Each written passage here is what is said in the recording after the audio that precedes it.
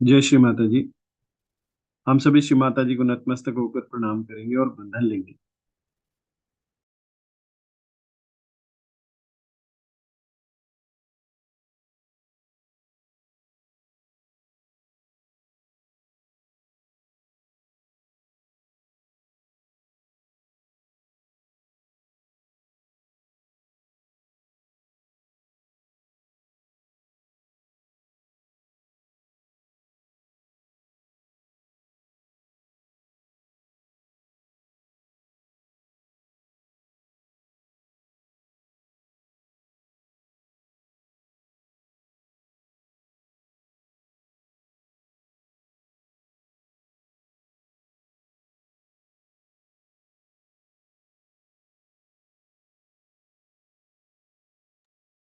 तीन महामंत्र और श्री गणेश मंत्र।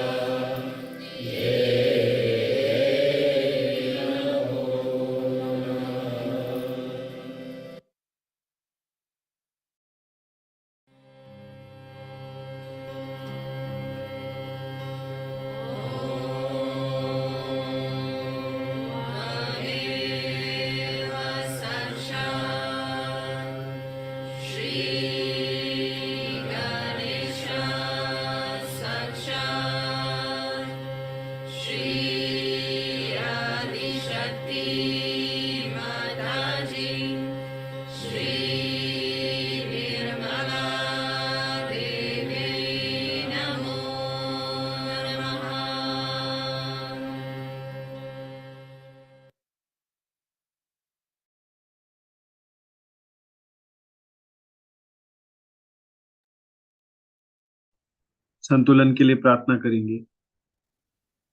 दाएं हाथ भूमि में पे रखेंगे, बायां हाथ श्री माता जी की ओर। परम पूजनीय श्री माता जी, हमारी ईड़ा नाड़ी को स्वच्छ एवं निर्मल बनाकर जागृत करने की परम कृपा करें।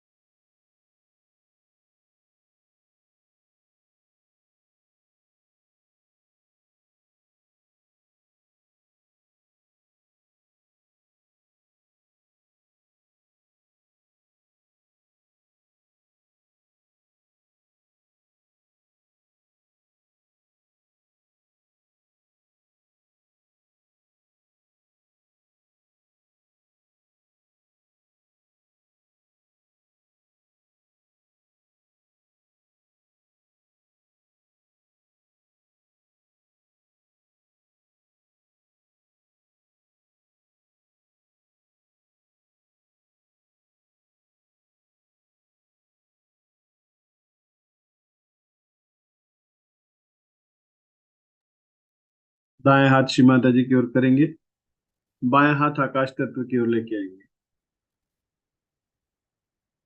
हृदय पूर्वक प्रार्थना करेंगे, परम पूजनीय श्री माता जी, हमारी पिंगला नाड़ी को स्वच्छ एवं निर्मल बनाकर जागृत करने की परम कृपा करें।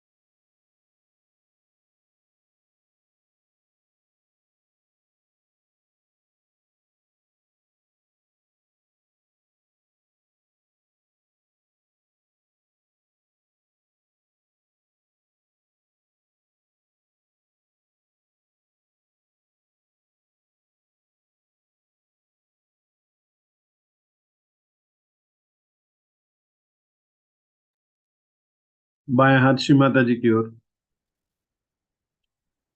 परम पूजनीय श्री माता जी, कृपा कर आप हमारे हृदय में आ जाइए, हमारे हृदय को अपने प्रेम से प्लावित करने की परम कृपा करें।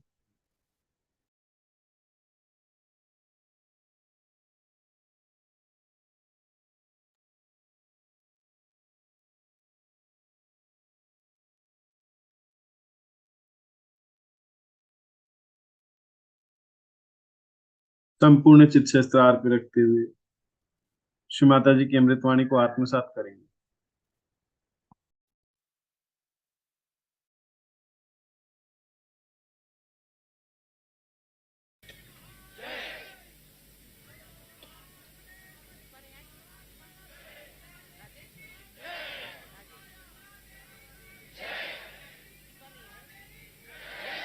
Shri Mataji has just, it very clearly said that we should stop worrying about the planes. Everything is arranged, everything is done, there's nothing to worry about tickets, nothing to worry about the planes. Please stop worrying, it really hurts Shri Mataji.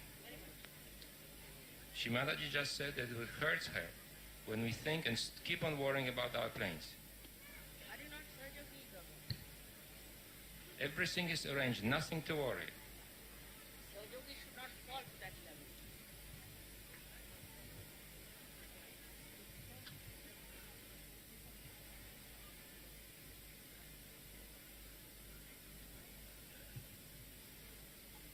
The Sahajogis should not fall to such a level of mundane type of people. After all, what is going to happen to you? I would say those who have been worrying and all that should go into great meditation and understand that you are insulting yourself. You are saints. Why should you worry about what plane you are going to get, what you are not going to get? Shows that your level is very low. Definitely. All those who have worried. You have come here under my protection, and I will go back under my protection.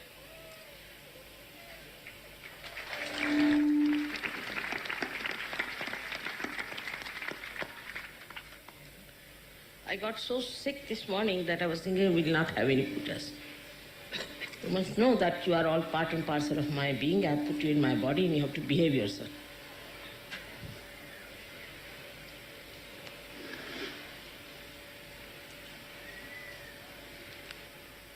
So on such an auspicious day, when we have all come here, to do this special puja. I would say this should be called as a Mahalaxmi Puja because it's something to do with the industry of this country and of the whole world.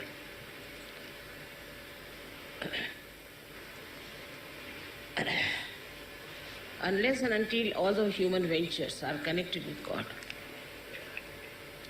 they cannot get their perfect stage and their status. That's why we have problems now in the West, supposed to be very clever people, very smart, very well equipped, well educated. We are having recessions and things because they have no balance. They don't know that there is God's power which works on them. And when you neglect that, this is what happens to you.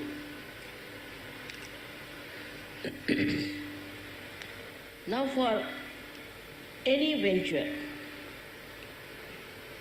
that we do of this kind, first of all, we have to use a lot of material from the Mother Earth. But if it is taken for a proper purpose, for constructive things, and for helping others, with a balance, the Mother Earth can think. She can produce more and more all this she has produced before. She can produce for people who are sensible, who are in tune with God, not just making money for themselves or for their own purpose, but are thinking in totality, thinking as to what we can achieve by doing this. And that is how an industry can grow. Now see, in Japan, so much industry has grown, but no spirituality. They are not at all happy people.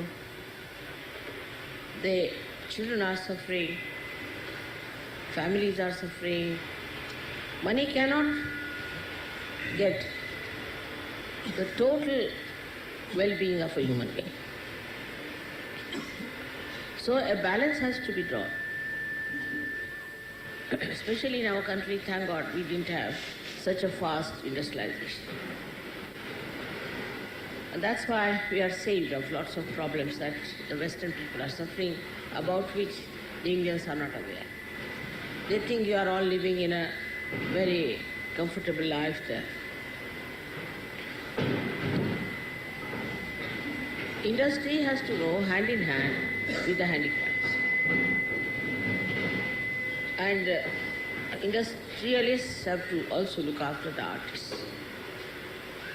Because otherwise, who will look after them? How will they bring forth the balance between the art and the industry? An art is such a soothing thing for these hard-working people. They work the whole day. Then there is some sort of a music, art, to console them, to give them peace, to relax them, and a balance.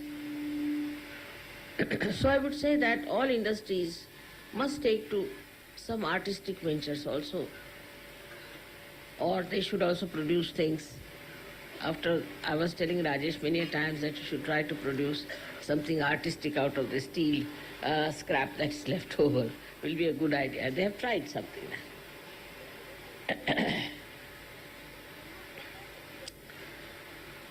But industry should not be looked down upon as it is looked down upon in our country. I mean, as if industrialists are the greatest thieves and all the politicians are saints in this country. It's the other way around, I think.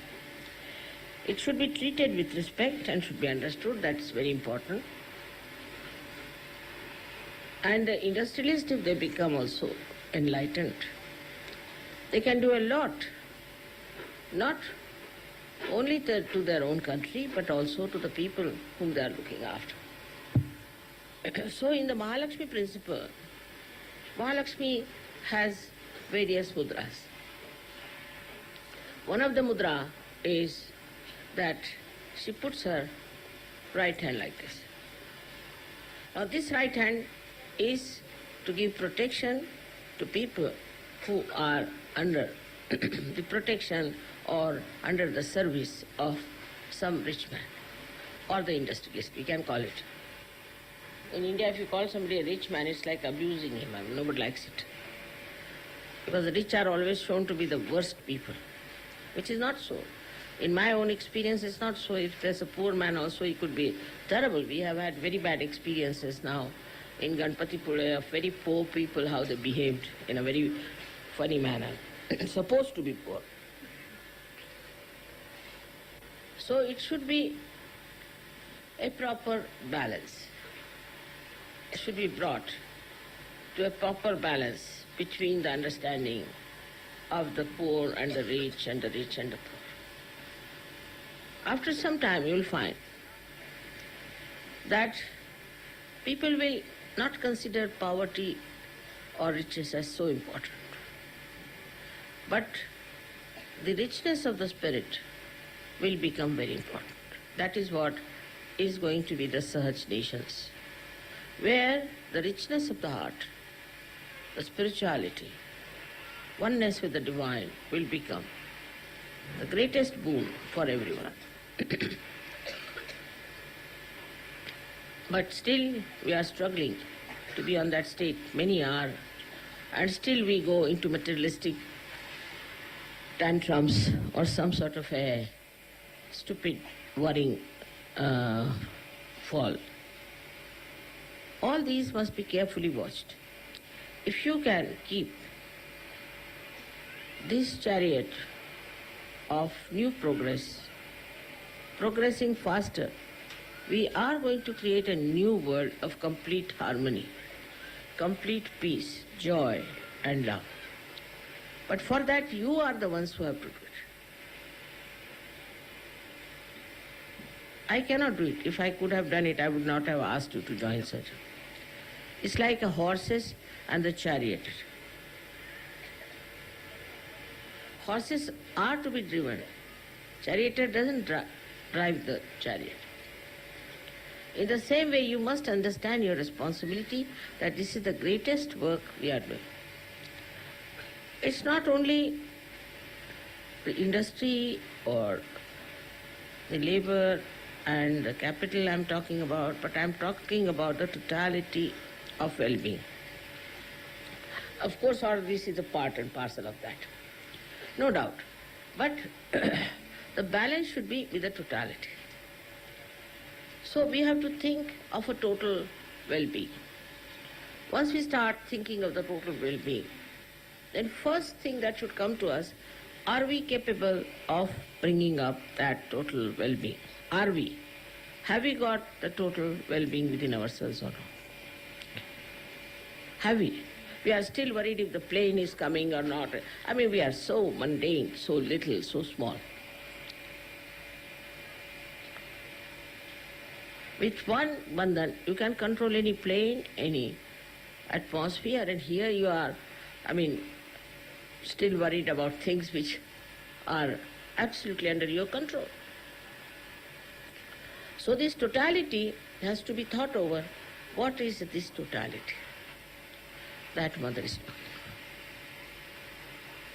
about? In this totality, a world has to be created of people, by the people,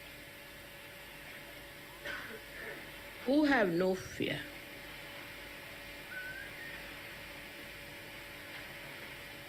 This fear has to be. Behind all this nonsensical nervousness is fear. So for that, what she does is to give Abhayda. Under her protection, you are beyond fear, you are protected. But if you don't want to believe in yourself and you don't believe into her protection, then nobody can help you. Because everything is mythical for you. In every venture that we take up, we should not have any fear because God is with you, is a fact, is the truth. You just try. But when you try through your ego, you fall into the trap of fear. I have seen egoistical people are the most frightened people and panicked because they panic others and so they think they can be panicked one day. When the English were here, first of all, in India, we were all frightened of them. Now, I see that in England, every English family is frightened of others. They'll only open a chink of the door to see who is there and shut it. They're so frightened. I'm surprised they are the same English who ruled us here. And we were so peevish before them. And now they are the ones who are frightened of us. Because when a person who is egoistical tries to dominate others, he sees himself in the mirror and thinks that the other person will dominate. That's how this fear creeps into our minds, and we start getting all kinds of these stupid tantrums out of this mythical fear. The fear is created by our ego. A person who has no ego, he'll have no fear because he has not harmed anyone. Why should you have any fear? And such a man or such a woman will be looked after by God because God takes over.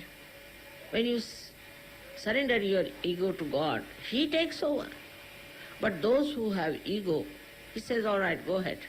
Use your ego, try to protect yourself, cut your throat. That's what it is. So when I talk of total benevolence, I am talking about your own total benevolence. So first is the fear, which should go out of your mind completely if you believe in the Almighty God.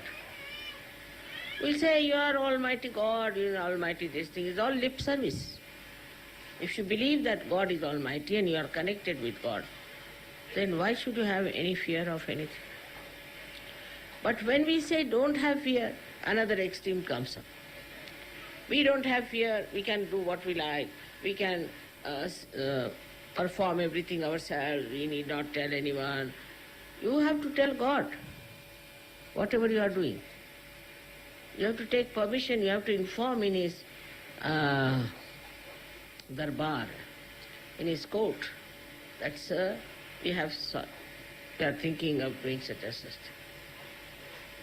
But you think you are God? You are not. And that's why the another part of non-fear is this kind of an arbitrary behavior, which is very dangerous for Sahaja Yoga, for yourself, or for everybody else.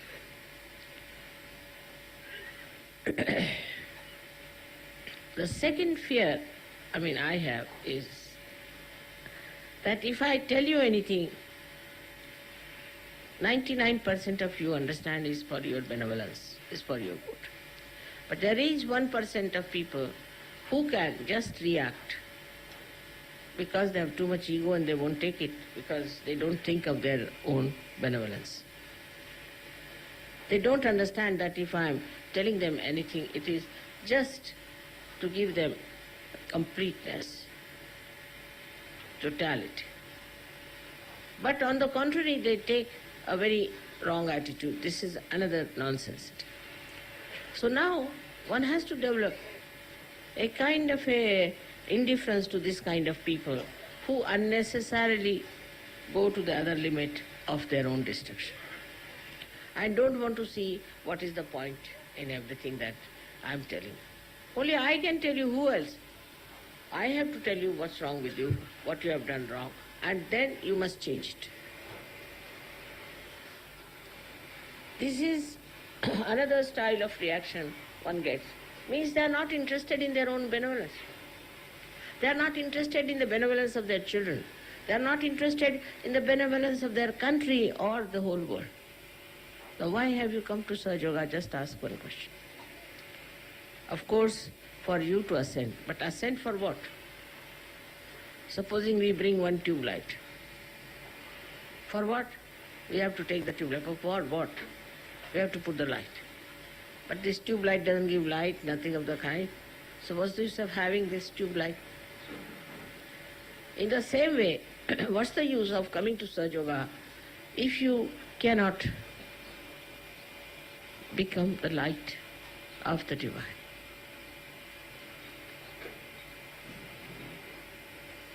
So all of you, each one of you, is not at all a small person. No one. But you don't realize what you are. Still have those funny conditionings by which you think you are no good. All of you can come up and see so many people. If they take to total benevolence within themselves, it will manifest itself outside. Absolutely is a fact. Then the attention is very important. The attention should be on your own perfection and on your total benevolence. This is also another point people miss, that they start finding faults with others instead of finding faults with themselves. As a result, if you look at others, what will you get out of it? I just don't understand. If somebody is wrong, he's doing something evil, he's bad, even if you put attention to him, what will you do about it? But if you have something wrong, you have every right, you have every control, and you can correct yourself. I said, this is especially Indian quality, is to find faults with others. They'll never see that what's wrong with us. All the time, the attention is involved in finding with faults with others. Then how can we improve? On the contrary, if you start seeing faults, you get faulty much more. It's a copycat nature of human beings.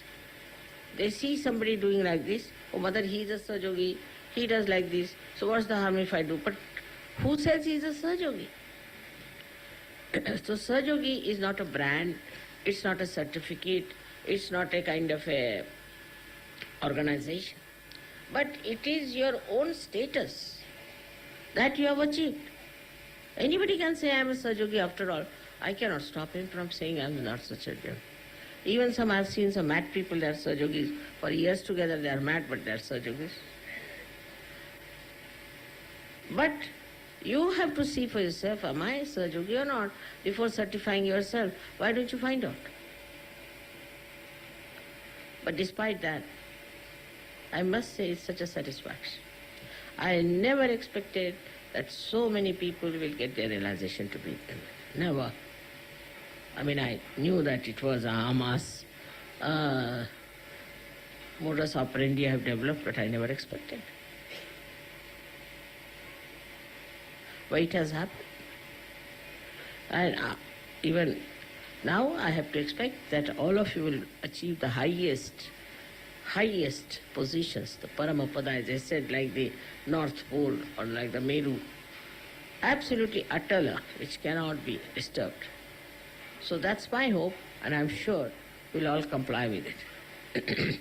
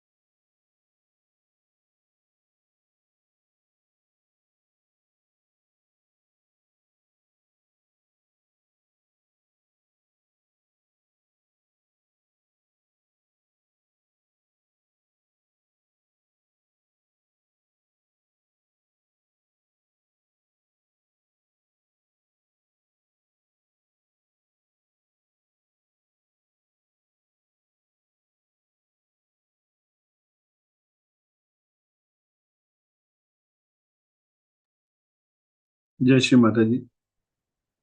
परम पूजनीय श्री माता जी, हमारे आत्म साक्षात्कार को दृढ़ता प्रदान करने की परम कृपा करें। कृपा कर हमें सहयोग में निपुणता प्रदान कर आशीर्वादित करें।